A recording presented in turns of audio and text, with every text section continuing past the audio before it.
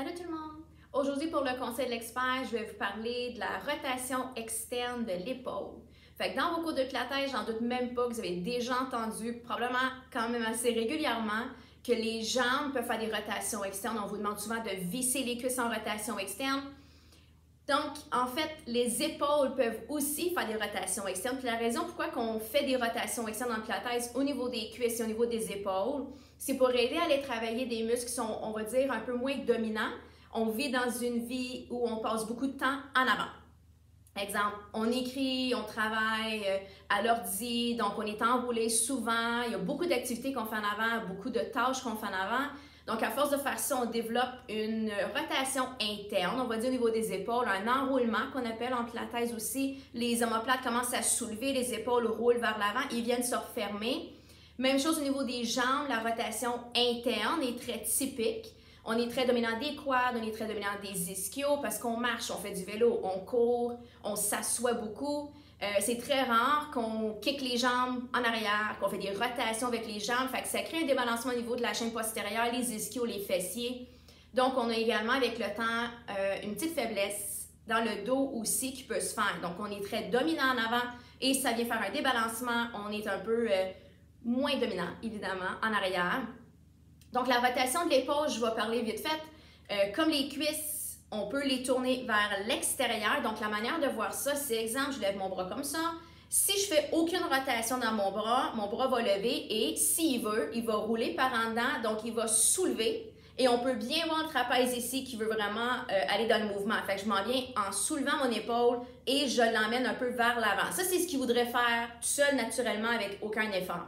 Si par contre, je fais une rotation externe de mon épaule, quand je lève, c'est comme si je tournais ma main un peu en rotation, le petit doigt plus vers le sol, je tire mon épaule juste un petit peu par en arrière vers le bas et je soulève mon bras. Ce que ça vient faire, comme vous pouvez peut-être voir, c'est que l'omoplate va descendre vers le bas, il va se replacer.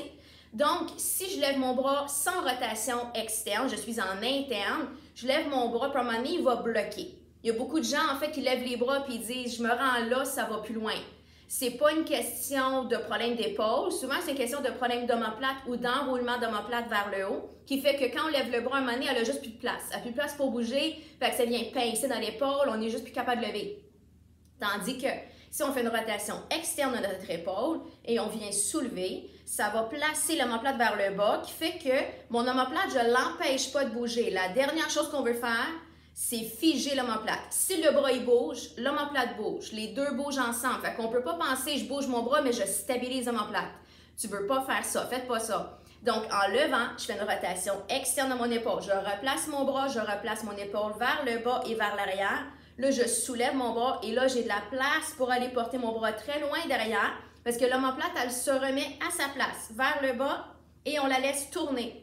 Donc, comme ça, quand je fais une rotation interne, clairement, je viens empêcher mon amplitude dans mon bras. L'omoplate soulève, donc tu n'as pas de place. À un moment donné, tout s'écrase ensemble, on peut juste plus y aller.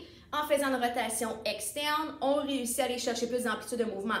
Et ça, en fait, là, j'ai fait l'exemple de juste lever, descendre. C'est pareil si on pousse, c'est pareil si on lève.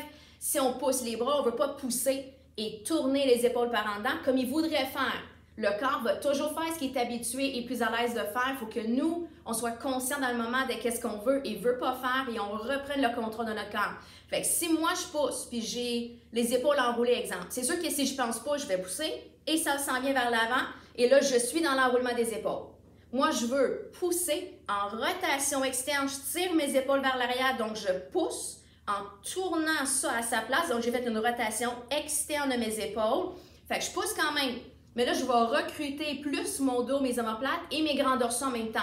Fait que ça, c'est win-win. Donc ça pourrait peut-être vous aider, surtout pour des problèmes d'épaule, surtout dans la vie qu'on vit en ce moment, avec tout l'enroulement qu'on a avec le travail, les tâches, comme j'ai dit, qu'on fait en avant. Ça va vous aider beaucoup. Alors, j'espère que c'est quelque chose que vous allez pouvoir pratiquer. Et si jamais vous voyez que ça fait du bien, faites-moi signe, faites-nous signe et écrivez des commentaires. Merci!